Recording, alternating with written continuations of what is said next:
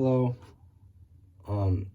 This is my IPH 310 research proposal presentation. Sorry, on the poor quality of the video. My computer crashed earlier when I was recording it, so best I can do is on my phone. So for this my research proposal, my topic is: does the intake of pre-workout increase overall muscular strength and muscular endurance performance in college athletes? The significance of this topic is that the use of pre-workout over recent time area has definitely increased, because college athletes nowadays, they really will do anything that's in their power to get an edge over their opponent. They want to be the best athlete that they can. Caffeine, which is a major player in pre-workout, can burn fat mass quicker because it restores the glycogen stores and allows in the body and allows muscle more time to work before it fatigues, which is ideal because this allows you to perform, and you perform longer before you really fatigue. And then pre-workout is becoming a popular nutritional supplementation in younger adults, ranging from the ages younger adults considering ages 18 to 35, because it offers, when adjusted, it offers a greater focus, faster reaction time, and increased muscular power. A little background information on this is, as I said earlier, caffeine is a major player in pre-workout, and it burns fat mass quicker. And then caffeine is a major, it's a stimulant of the central nervous system, which the central nervous system plays a major role in the body's movement and function and reflexes. So if it stimulates the nervous system, it offers the body more of a chance to react faster, move faster, and just move around easier. And a little background: usually pre-workout is taken 30 minutes before a workout. This is due just to allow the supplements to actually digest in the body. And caffeine blocks adenosine, which is a bodily substance that promotes sleepiness. So caffeine helps you get that more of a wake up type of feeling. Some past research that's been done on this topic. It's been studied where pre-workout's been studied with creatine monohydrate, which has been shown to promote increases in intramuscular creatine, phosphocreatine, skeletal muscle mass, lean body mass, and muscle fiber size, which for college athletes, especially the more physically demanding athletes, in sports they want more muscle, so they want to gain that bigger muscle fiber type and size. And a little background: creatine is a supplement that helps support muscle growth, which is obviously very important for athletes to perform well. And then in recent years, there's been a greater interest in examining the potential ergogenic effects of low caffeine doses among athletes. Some research gaps that was found is that past research hasn't really specified a specific pre-workout that, in their studies. Past research hasn't really tended to relate pre-workout and or caffeine supplements intake with food ingestion.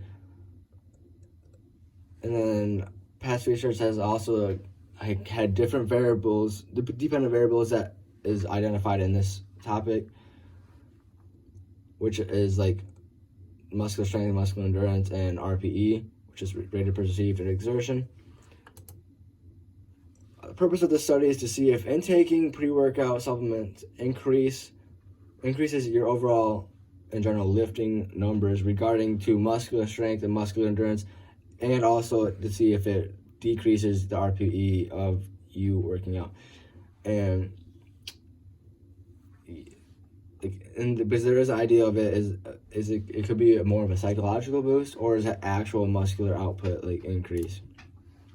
Aims and hypothesis of this study: aim 1 is does the intake of pre-workout supplements or other caffeine-related supplements increase the amount of weight that someone can lift during a powerlifting movement?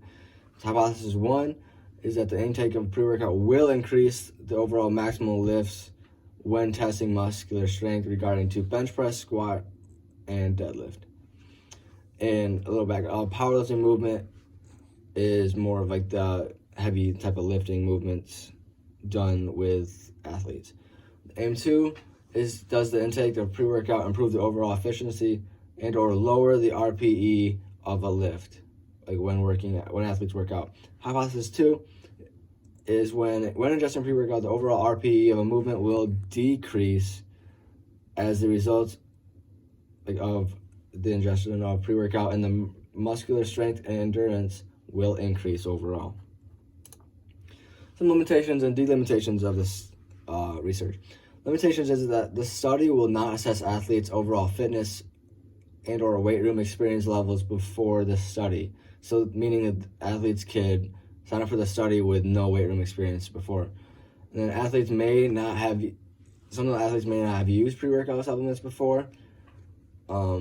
There may be not enough athletes to take part in the study due to the times that we're in, and especially with COVID going on, access to the weight room may be an issue. Some delimitations to this study: only students from Alma College who are currently Division III athletes will be assessed, and they have to be involved with a varsity Division III sport.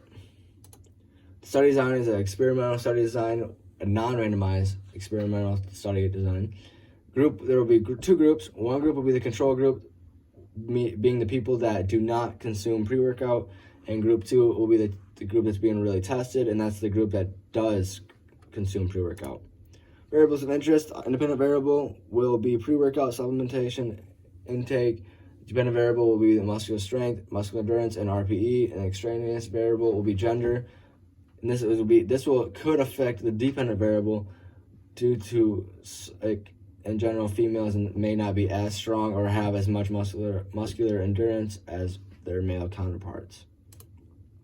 The equipment being used for this will be their pre-workout supplement, which will be a C4 pre-workout and or a Bang energy drink, depending on the what's the word I'm looking for?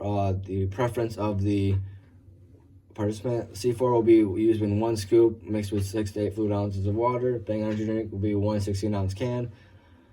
The Alma College Sherman weight room will be in use. We will need a squat rack, bench press rack, weight plates, and 45-pound dumbbell.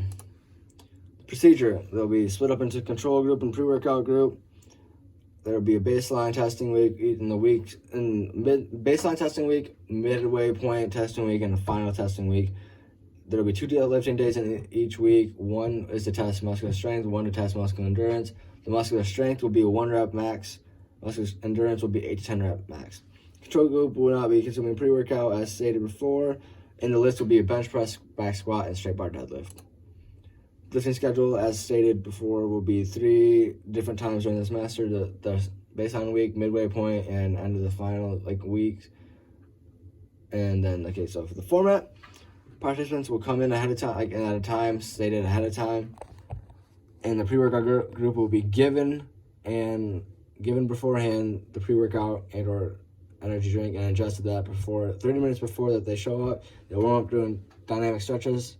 On the max muscular strength day, they'll do warm up and work up to a 1 rep max each in the lifts of bench press, squat, and deadlift, and they allow 10 minutes of rest between each event. And the same thing for the muscular endurance day, except for the reps will be 8 to 10 reps. Once they complete the lifts, they will report the amount of weight that they had lifted as well as the RPE of their lifting session. After the lifts are done, they'll need to do static stretching to prevent injuries. And the data that will be collected, it will be recorded, and then it will show if their ingesting pre-workout had actually truly increased muscular strength and endurance and decreased RPE. And this is more of a page just kind of a safety thing of how to do it. Like when squatting, squat to parallel. Don't lift with your back. Bench, keep your shoulders and buttocks on the bench. Don't arch your back. And deadlift, do not lift with your back. Statistical analysis of this is the aim 1 is determine if ingesting pre-workout will increase muscular strength and muscular endurance and decrease RPE.